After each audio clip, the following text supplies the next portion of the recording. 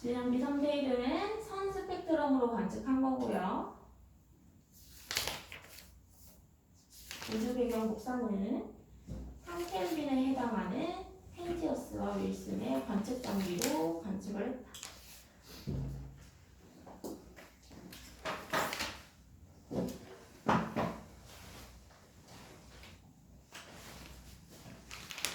그래서 마지막 질량이 더 큰 원자핵이 거의 생성되지 못한 까닭은 온도가 계속 낮아지고 있어요. 어쨌든 입자가 무거워지면 또 그 무거워진 입자를 유지하기 위해 에너지가 또다시 필요하거든요. 그래서 내가 자유롭게 돌아다니는 에너지도 있지만 무거운 입자를 유지하는 에너지도 있는데 그 사이 관계에 있는 게 수소와 헬륨까지인 거야. 그래서 더 이상 온도가 식고 있는 관점에서 헬륨보다 무거운 걸 유지할 수 있는 에너지는 얻을 수 없으니 이거는 별의 생성 단계에서 만들어 봐라가 되는 거죠.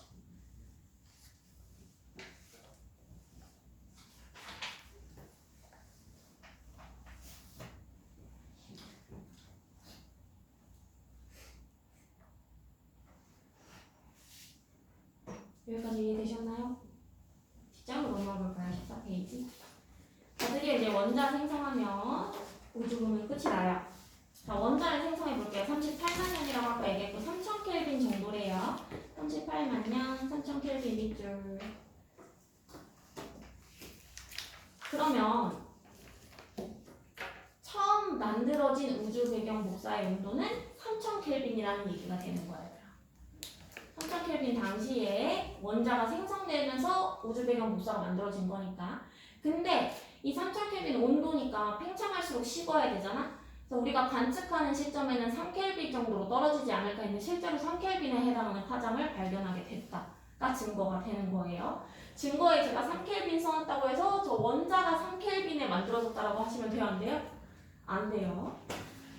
자, 그래서 여기 보면 수소와 헬륨 원자가 이제 만들어질 거고요. 원자 생성 과정에서 거기 그림 나와 있죠? 빛이 저런 식으로 계속 부딪혀서 산란되고 있었는데 원자가 만들어지니까 빛이 통과하는 그림이 있을 거예요. 그 통과한 빛이 바로 우주 배경 복사가 되는 거예요. 통과하고 있는 빛이 저렇게 산란될 때는 우주 배경 복사가 없었다라고 보셔야 돼요. 그래서 통과한 빛을 우리는 우주 배경 복사라고 부를 거고 드디어 우주는 투명해졌다라는 표현 있죠? 투명한 우주 밑줄, 우주는 투명해졌다.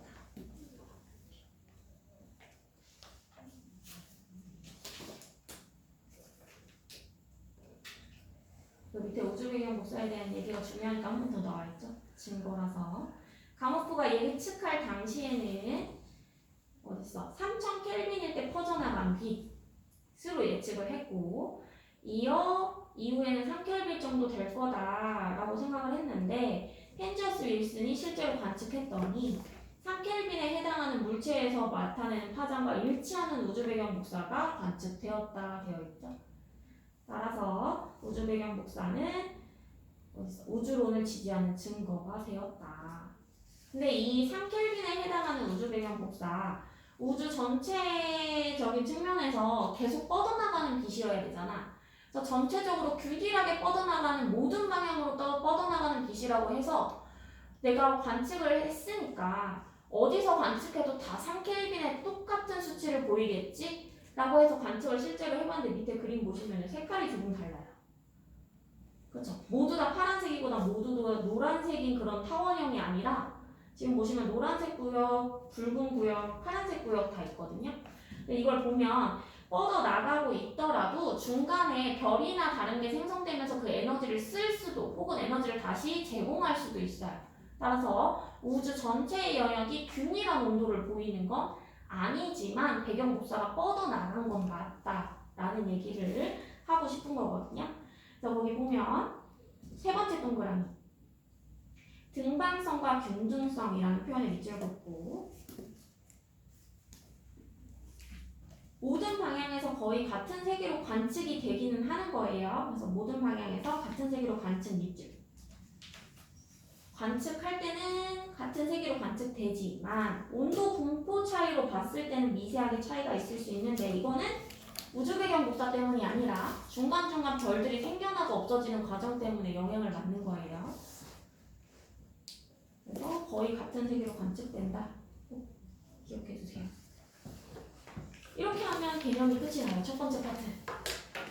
내용이 많은 것 같지만 또 어찌 생각해보면 그냥 시간 순서대로 나열하면 끝이죠. 그래서 옆에 15페이지 딱 풀고 개념 확인부터 채워주세요.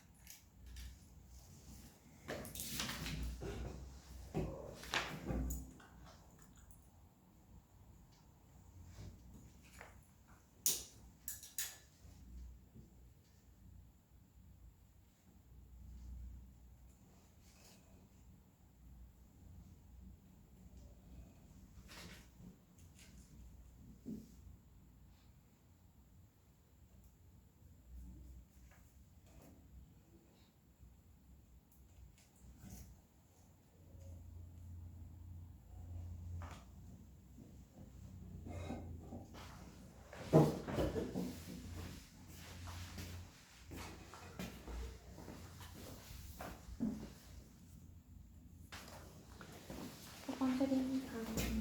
138억 년 전에 우주가 팽창됐다는 우주론을 뭐라고 할까요? 빅뱅 우주론이라고 하고요. 자, 물질을 구성하는 입자, 원자는 원자일까? 원자 단계려면 원자일까? 전자가 있어야겠죠. 원자핵은 플러스의 전하량을, 전자는 마이너스의 전하량을 맞춰서 중성인 원자를 만들어야 돼요.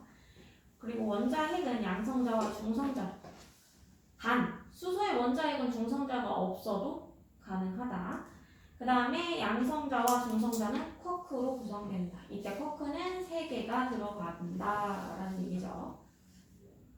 빅뱅 우주에서 입자의 생성, 쿼크, 전자가 먼저 만들어지고 이 중에 쿼크를 이용해서 양성자와 중성자, 그리고 양성자와 중성자가 결합해서 헬륨의 원자핵, 이후에 다시 전자와 결합해서 수소 원자를 만들고요. 혹은 헬륨 원자를 만들죠. 빅뱅 후에 원자핵 생성이라는 단어가 보이면 세 글자 3분이고 그 다음에 원자 생성이면 두 개의 숫자 써야 되니까 38만 년 3000 켈빈으로 낮아지면서 원자가 생성되더라. 이제 이 3000 켈빈 자꾸 물어보는 까닭은 우주 배경 복사를 관측한 건 3켈빈인데 만들어진 건 3000 켈빈이어서 자주 혼동하니까 자꾸 물어보는 거거든요. 우주 배경 복사 우주의 온도가 3000 켈빈일 때 우주 공간으로 퍼져나갔다. 우주의 온도가 3000 켈빈일 때 밑줄 긋고 원자가 생성됐을 때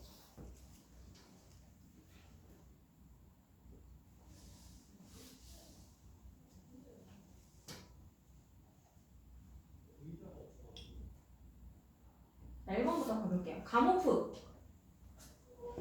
빅뱅. 네, 빅. 우주가 팽창하는 동안 질량도 증가한다.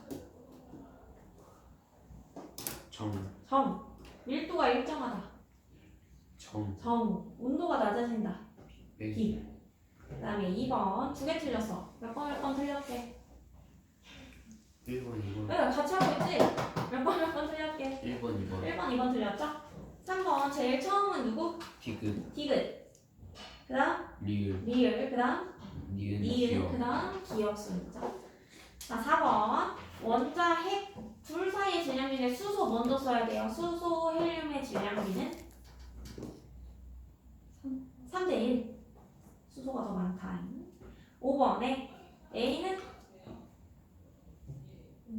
원자핵, B가 전자죠. 빅뱅 후 약 38만 년이 지나서 3000 켈빈으로 낮아진 거고 전자가 원자핵에 붙잡혀 원자를 생성하였죠. 이때 빛이 우주 공간으로 퍼져나가 우주가 투명해졌다. 7번. 우주 배경 복사는 누가 관측? 가모프는 예측한 거고 펜지어스하고 윌슨이 관측한 거예요. 현재라고 되어 있으니까 몇 켈빈? 3켈빈. 모든 방향 같은 세기로 관측되고 있고요. 빅뱅 우주론을 지지하는 증거가 되겠죠. 뒷장으로 넘어가 보면 아까 전에 질량비를 확인하게 된 배경으로 스펙트럼 스펙트럼 쓴다고 했어요. 그래서 스펙트럼 설명 다시 나와 있는데 여러분들이 배웠던 스펙트럼에 대한 설명은 종류 부분만 배웠을 거예요. 이제는 그 종류가 어떻게 나오게 됐는지까지 같이 기억을 하셔야 돼요. 자, 본래 스펙트럼은 빛을 분광기에 통과시켰을 때 각각 빛이 가지고 있는 색깔에 따른 에너지 영역이 달랐다 라고 해서 그 모든 에너지를 관측할 수 있는 게 대표적으로 태양광선, 백색광원이라고 하죠. 얘네들을 관측하면 모든 색깔을 다 볼 수 있는 연속 스펙트럼을 볼 수 있어요. 이때 이 빛이 가지고 있는 위치 이런 위치마다를 다 에너지를 가진 빛이라고 보는데 이 에너지의 수치에 따라 파장이 결정돼요. 그래서 에너지와 파장의 관계를 설명하면서 에너지와 파장은 서로 반비례다. 파장이 클수록 에너지는 작은 빛, 파장이 낮을수록 에너지는 큰 빛이야. 그럼 우주 배경 복사는 점점 파장이 길어지고 있는 걸까? 파장이 짧아지고 있는 걸까? 우주 배경 복사는 에너지가 점점 높아지고 있어? 낮아지고 있어? 낮아지고 있어. 온도가 식고 있으니까. 에너지의 반비례 관념이 파장이었잖아. 그럼 파장은 커지고 있어야 돼? 작아지고 있어야 돼? 커지고 있어야 되죠? 그래서 우주 배경 복사는 파장이 길어지고 있어요. 자, 이때 우리가 배운 선 스펙트럼은 두 가지 종류가 있다라고 배우셨을 거예요. 둘 다 선인데 하나는 검은색 배경에 색깔이 있는 띠들이 보여요.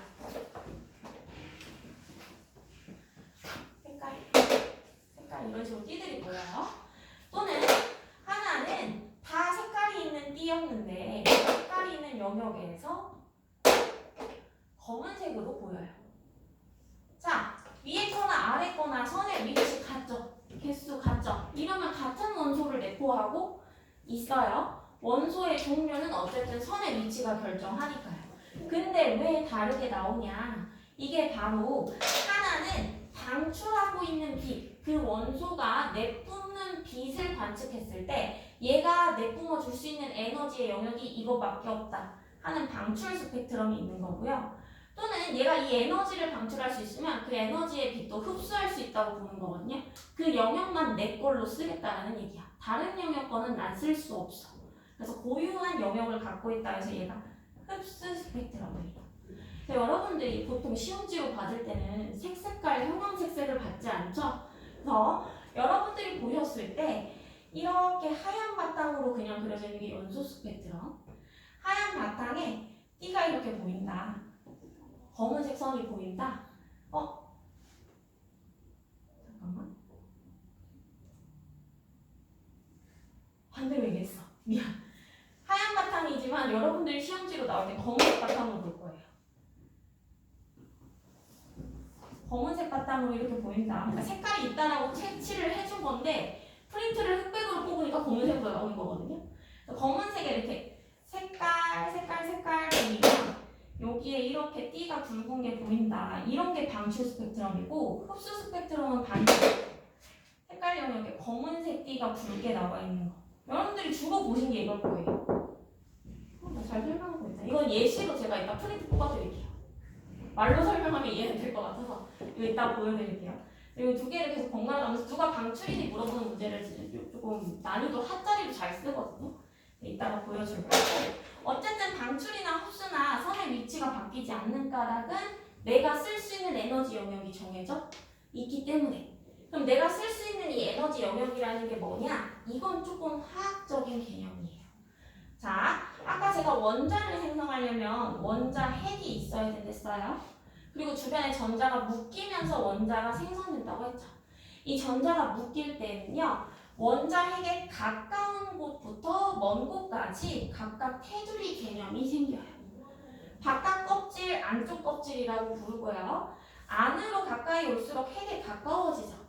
그러니까 핵에 가까울수록 전자는 더 안정하다라고 느껴요. 그러면 내가 여기 위에 있는 껍질로 가려면 더 불안정해져야 갈 수 있죠. 엄마한테서 벗어나면 행동 방향이 멀어지는 것처럼. 내가 집에서 살 때와 집에서 멀리 살 때 내가 밤까지 놀 수 있는 시간이 다르잖아. 그렇지? 자, 봐봐. 그럼 여기 있는 애가 가지고 있는 에너지보다 이 위로 갔을 때 에너지가 더 많이 필요하다는 개념이야. 그러면 내가 예를 들어서 수소를 만들었어. 수소는 전자 하나만 필요하죠. 그럼 전자 하나를 가질 거면 이거는 안정적으로 가져야 되니까 여기다 놓지 않겠어? 굳이 바깥쪽에 놓겠어? 그렇지 않겠죠? 안쪽에 놓을 건데 얘는 주변에서 에너지를 주면 나갈 수는 있어요. 원래 에너지를 가지고 돌아다니던 애가 에너지 없어져서 붙은 거잖아요. 그러니까 나갈 때 바로 위에 있는 껍질로 나가요. 이 위에 있는 껍질로 나가기 위해 필요했던 에너지가 바로 이런 에너지인 거예요. 그 영역에 해당하는. 그럼 얘가 헬륨이야. 그럼 헬륨은 전자가 2개 있어야 되죠. 그럼 2개가 나갈 테니까 2개에 해당하는 에너지에 해당하는 선이 보이겠죠, 또. 그런 식으로 각각 이 껍질 사이를 움직이면서 에너지를 방출하거나 에너지를 흡수하는 게 이렇게 나타나는 거다. 그럼 여기서 문제. 자, 얘는 방출이고 얘는 흡수를 했어. 같은 선 스펙트럼인데. 자, 전자가 위로 이동하는 건 방출 스펙트럼이야, 흡수 스펙트럼이야? 내가 여기 있던 전자가 이쪽으로 이동하기 위해 주변의 에너지를 먹었어. 야, 이동하잖아. 그치? 그런데 내가 줄 때는 그 원소를 지나갈 때 빛의 에너지를 준 거야. 얘가 이 빛이 통과하는 사이에 이 원소가, 이 전자가 에너지를 일부 먹은 거지.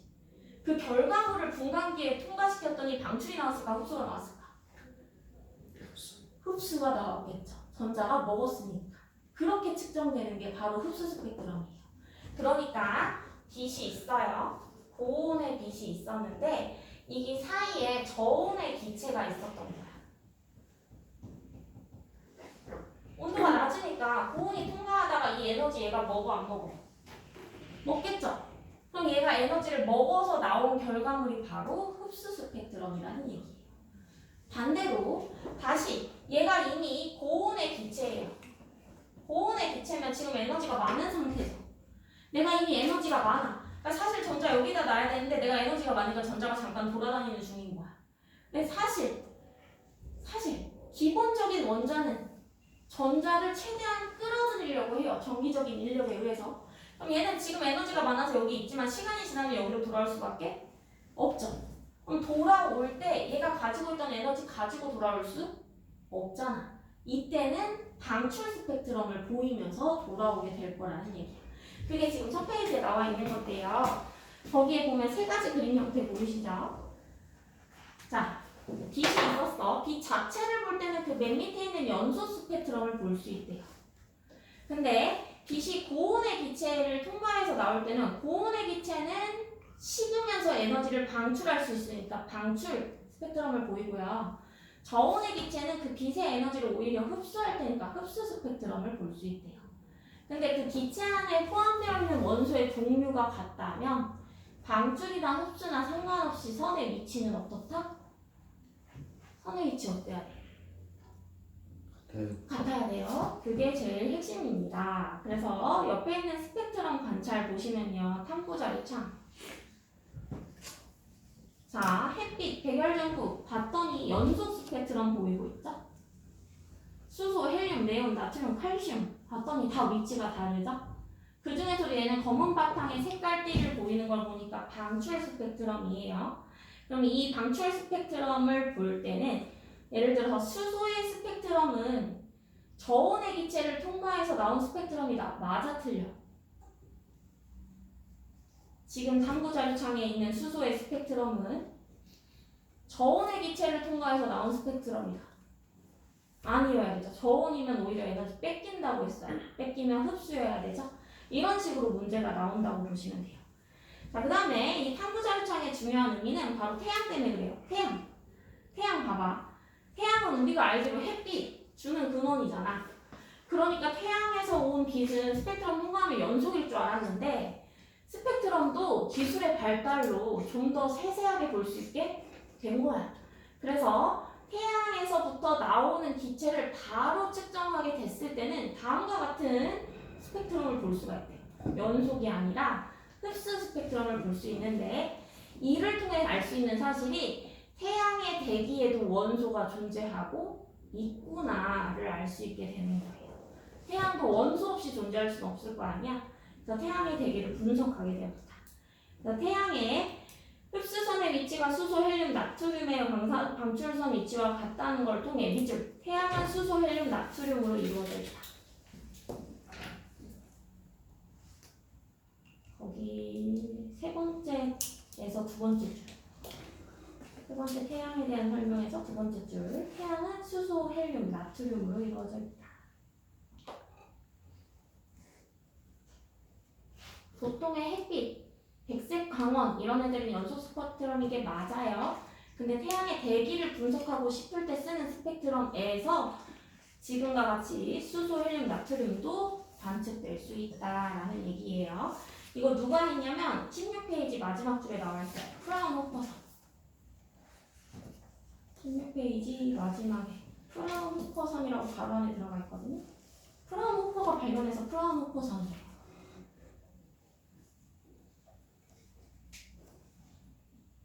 태양의 대기도 분석할 수 있게 됐다. 이러한 스펙트럼을 분석하면서 할 수 있는 일이 굉장히 많은데 아까 말했다시피 선의 위치, 개수, 간격, 굵기가 다 다르기 때문에 원소를 당연히 구별할 수 있고요. 파장도 분석할 수 있고요. 플러스 질량 비를 알 수 있어서 우리 몇 대 몇인 거 찾았다? 누구가? 그치. 수소와 헬륨이 3대 1. 이 두 가지는 이제 수업 끝날 때쯤에는 스스로 판단할 수 있어야 돼. 알았지? 자, 그래서 우주의 원소 분포 수소와 헬륨이 있었다. 3대 1로 예측했다. 실제로 3대 1이 있었다. 왜 3대 1이 됐을까? 에 대한 설명이 17페이지에 나와 있죠.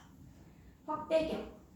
초반에는 쿼크의 결합으로 양성자, 중성자 1대 1로 만드는 게 맞아요. 근데 온도가 차갑게 식고 있는 과정이기 때문에 양성자 쪽으로의 변환이 더 쉬워졌다. 따라서 7대 1의 기율을 맞췄고 이 7대 1의 결과물에서 헬륨 원자 핵을 만들고 나니 중성자의 개수가 모자라서 어쩔 수 없이 모두 수소 원자 핵으로 변환되었다. 그러면 그 개수로 수소의 원자의 개수, 헬륨의 원자의 개수를 비교하면 12대 1인데요. 질량비로 비교하면 3대 1이 되었다라는 얘기예요. 그래서 개수비를 물어보는지 질량비를 물어보는지 잘 읽고 문제 푸셔야 돼요. 개수비는 12대 1, 질량비는 3대 1이에요.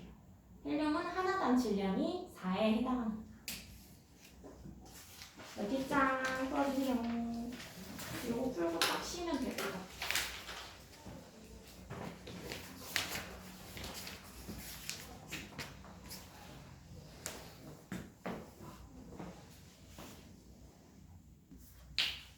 자, 첫 번째 빈칸 스펙트럼이죠. 이때 고온의 물체 자체가 방출하고 있으면 모든 에너지를 가지고 있다고 해서 연소 스펙트럼으로 보고요. 어딘가를 통과할 때 이제 선 스펙트럼이 나올 건데, 자, 저온의 기체를 통과하면 흡수될 거고요. 고온의 물체 주변에서 가열되고 있는 기체라면 나중에 걔가 가열됐다 다시 돌아오면서 방출하는 스펙트럼을 보이게 될 거다.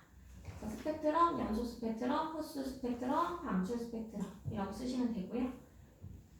이때 아까 높은 곳으로 갔다 낮은 곳으로 갔다 이거 껍질이라고 부른댔잖아요. 애들이 이걸 이제 에너지 준이라고 해서 핵에서 가장 가까운 에너지 상태를 바닥 상태 에너지라고 화학에선 정의를 해요. 그러니까 바닥 상태 에너지 준위에서 한 단계 바깥으로 나갈수록 높은 상태의 에너지 준위로 이동한다 라고 보는데 전자가 높은 에너지 준위로 이동할 거면 흡수해야 갈 수 있겠죠? 에너지를 높여야 되니까. 그 다음에 흡수선을 원소의 스펙트럼과 비교한다면 구성원소의 종류를 알 수 있고요. 선의 폭을 비교한다면 질량비를 알 수 있어요. 따라서 우리는 선의 폭을 이용해서 질량비 3대 1을 알아냈죠. 1번 가는? 가는 뭐게? 디귿 나는? 니은 해보지 얘들아. 가는? 기억. 2번에 고온의 광원에서 방출되면? 고온의 광원에서 그냥 방출됐어. 다. 그쵸? 하나 중에 고르래요. 2번 흡수됐대. 그니까 누구야? 나. 3번이 가가 되겠죠? 3번 별의 특성 스펙트럼을 관측해서 알 수 있는 건 니은과 디귿이죠. 4번에 하나 맞았어. 3번 3번만 맞았죠? XX5. 5번에 가는 D 나가 E 2. 6번에 하나 틀렸어. 2번 2번. 74%면 대부분이라는 얘기거든요. 아까 가장 많이 생성할 수 있는 거 누구랬어? 수수 수소.